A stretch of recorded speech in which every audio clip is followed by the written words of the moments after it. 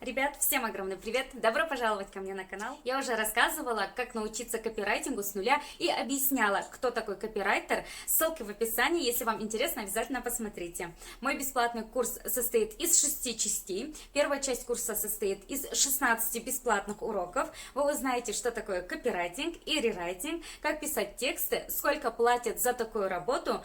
Получите основы и азы профессии. Даже если у вас нет опыта, вы во всем сможете разобраться. Обучение адаптировано для новичков. В рамках курса вы научитесь писать тексты для сайтов, оптимизировать их к запросам поисковых систем и зарабатывать на этом деньги. Поэтому обязательно подписывайтесь на канал, чтобы не пропустить следующий бесплатный урок. В следующем видео я вам расскажу и приведу реальные примеры того, сколько можно заработать на копирайтинге. А сегодня мы продолжим тему, но обсудим ее немного глубже. Мы поговорим о том, что такое SEO-копирайтинг. Это путь к отличному заработку и развитию себя как профессионала. Вы выясните, в чем заключается смысл работы авторов в этой области, чему им нужно научиться, прежде чем начать. Смотрите внимательно до конца. Итак, начинаем. Если нужно, чтобы статья вошла в топ поисковой выдачи, то она должна отвечать определенным требованиям. В первую очередь, это оптимизации под выбранные ключевые слова. А значит, у статьи должна быть определенная плотность ключевых слов. Ключевые слова должны быть в разных видах. Например, купил, для покупки, покупаю, ну и так далее. А это значит, что SEO-копирайтинг – это деятельность по написанию уникального текста и его оптимизации для продвижения на верхние позиции в поисковой выдаче при определенном запросе пользователя. В этом задействованы такие поисковые системы, как Google, Яндекс, Mail.ru и Rambler. Наиболее востребованным являются первые две. Для того, чтобы найти то, что необходимо, пользователь вводит в строку нужную ему фразу или слово. У каждого поисковика свои алгоритмы, в соответствии с которыми он расставляет сайты по местам от первого до бесконечности. Сами поисковые системы никогда об этом не рассказывают, и большинство знаний получено путем проб и ошибок. Таким же образом пришли к рецепту написания SEO-текстов. Мир SEO-копирайтинга давно разделился на два лагеря. Один пишет для поисковых роботов, а другой для людей.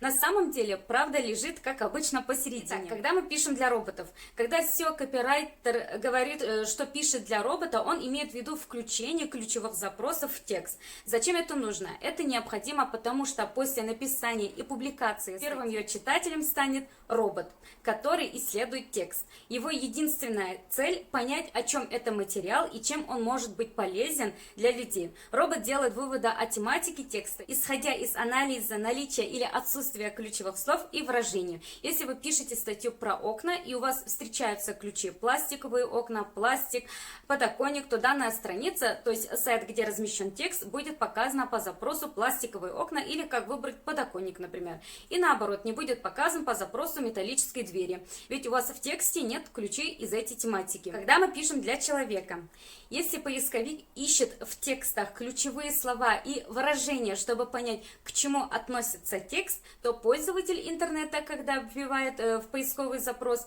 надеется, что быстро решит свою проблему, а в этом ему поможет грамотно написанный, структурированный и читаемый текст на вашем сайте. Главная задача не включить побольше ключевых слов, но дать полезность посетителю.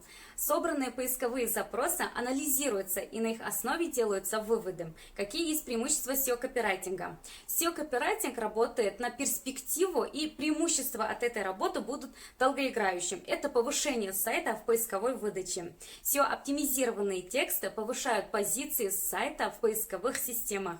Это не быстрый процесс, но до сих пор именно этот способ продвижения остается оптимальным по соотношению затраты-результат. Конечно, SEO-продвижение – это не только копирайтинг, но качественно написанный контент является его важной частью. Суть работы SEO-копирайтера.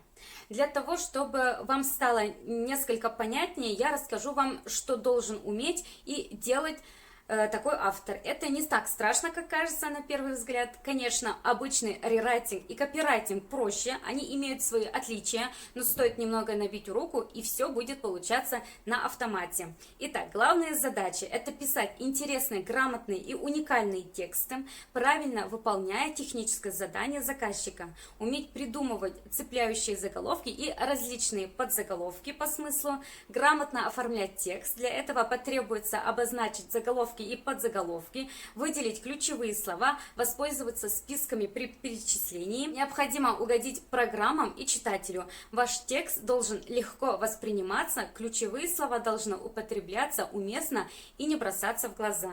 Но еще вам нужно обладать и другими навыками, чтобы ваша работа была более качественной и интересной. Это, конечно же, грамотность. Без знания правил орфографии и пунктуации никуда, к сожалению. Безусловно, некоторые заказчики нанимают в свой штат редактора текстов, то есть того, кто проверяет тексты на наличие ошибок и способен их исправить. Но для лучшей работы необходимо самому писать правильно. И лучше всего несколько раз проверять свои статьи на присутствие опечаток и ошибок. В этом вам помогут программы, которые находятся в открытом доступе, например, орфограммка. Ответственность, укладываться в сроки и не забывать о том, что у вас еще есть работа, самое важное, потому что работа дома расслабляет. Помимо этого, существует множество других дел, и некоторые люди в ежедневной суете просто не укладываются в установленные сроки. Лучше всего честно оценить свои силы и, конечно же, умение излагать свои мысли. Прежде всего, читатель должен понимать, о чем идет речь, а также находить все ответы на свои вопросы в вашей статье и не оставаться после ее прочтения с десятком дополнительных мыслей. Внимательность. Главное, тщательно соблюдать требования, которые задал клиент. Поэтому после того, как статья готова, внимательно проверьте, все ли пункты соблюдены. Например, не пропустили ли вы ключи, получили ли нужную уникальность, ну и так далее. Иначе это будет признаком невнимательности. Если каждый раз это будет повторяться, то заказчику такое выполнение работы не понравится. Способность работать с многочисленными источниками информации. Автор не может быть специалистом в любой области. Иногда копирайтеры сталкиваются с темами, с которыми они не знакомы. В таком случае следует применить свои навыки по сбору и анализу информации. Прежде всего, она должна быть достоверной, поэтому нужно проверить несколько источников. И, конечно же, нужно анализировать SEO текста. Это уникальность, заспамленность, тошнота, вода, клише. Рассмотрим каждый немного подробнее. Уникальность. Параметр показывает, насколько авторскую работу написал ваш SEO-копирайтер. Дело в том, что уникальность – один из основных параметров, по которым поисковик выделяет качественные материалы. Проверку этого параметра можно выполнить с помощью специального сервиса text.ru. Для этого, чтобы документ мог считаться уникальным, он должен иметь значение параметра от 90% и выше. Заспамленность – это переизбыток ключевых фраз в тексте. По этому критерию поисковик классифицирует контент по категориям спам и не спам. Свести к нулю этот показатель невозможно в принципе, ведь ваша задача включить ключи в текст, чтобы вас могли найти. Но надо знать меру. В идеале текст должен иметь средний уровень заспамленности, это 30-60%. Не больше, иначе поисковики могут наложить санкции. То же самое сервис text.ru поможет проверить этот параметр в тексте. Тошнота. Тошнота – частота использования в материале какого-либо слова. Тошнота учитывает появление не только слова, но и всех его словоформ. Эксперты выделяют два подтипа в этом параметре: классическая и академическая тошнота. Классическая, она равна квадратному корню из количества повторений слов или фраз. Если любое слово встречается на странице 25 раз, то тошнота по нему составит ровно 5. Такое значение находится в пределах нормы, если весь объем текста без пробелов составляет не менее 10 тысяч символов. Академическая тошнота – это пропорция. Например, если у вас в тексте 600 слов, а количество повторений одного 18 раз, тогда пропорция примет такой вид. 18 умножаем на 100%, то есть и делим на 600 равно 3%. То есть данный вид тошноты – прямое указание на процентное содержание слова в тексте. Вода. Отношение незначимых слов к общему количеству называется водой. В единицы сайта очень трудно продвигать по причине отсутствия полезности, когда материал наполнен стоп-словами вроде «и», «потому что», «это» и другими, поисковые системы намеренно занижают позиции в выдаче. Но не переусердствуйте, вводность должна присутствовать в той или иной мере в тексте, чтобы он не получился сухим и безэмоциональным. Проверку на содержание воды можно выполнить в сервисах text.ru и Advega. Advega отличается наибольшей строгостью. Клише – это готовые обороты, которые просто вставлены в текст. Эти слова и выражения тормозят процесс чтения и очень снижают информативность. Всевозможными клише злоупотребляют компании, которые по незнанию включают их на самодельные сайты. Вам встречались, наверное, такие фразы, как «мы используем самые современные технологии», «наше качество на высшем уровне». В этих фразах нет никакой конкретики, а только общая информация. Не торопитесь размещать готовые статьи на сайте или странице в социальных сетях, а сначала проверьте их. Статья не должна быть просто набором текста. Не забывайте разбивать текст на абзацы, создавайте заголовки, подзаголовки, используйте списки, выделения жирным, курсивом и так далее. Вставляйте картинки, диаграммы, графики, видео на сайт. Таким образом, статья станет более легко читабельной и интересной. И 8 главных советов начинающим по написанию всех текстов. Первое. Понимание темы. Невозможно хорошо писать на десятки различных тем, поэтому выберите себе тему, изучите ее и пишите только на эту тему. Второй совет. Исследование ключевых слов. При работе на заказ веб-мастера подробно описывают, какие ключевые слова должны быть в вашем тексте. В этом случае копирайтеру не остается ничего другого, как просто исследовать ТЗ, то есть техническому заданию. Но заказ может быть и просто на определенную тематику, например, статью про то, как сделать ремонт. В этом случае дается только один главный ключ, а уже SEO-копирайтер должен сам дополнить статью другими ключевыми словами, если вы заказываете текст. В этом вам поможет Яндекс.Вордстат. Любой SEOшник должен уметь работать с этим инструментом. Ну и любой SEO-копирайтер тоже. Третий совет – анализ конкурентов. Если вам вебмастер предоставляет достаточную свободу в выборе ключевых слов или вы сами вебмастер, то когда вы будете выбирать ключевые слова, важно оценить конкуренцию по выбранному ключевому слову. Это необходимо, потому что все сайты разные, и если вы пишете под новый сайт, то можно быть уверенным, что он сможет войти в топ поисковой выдачи далеко не по всем ключевым словам.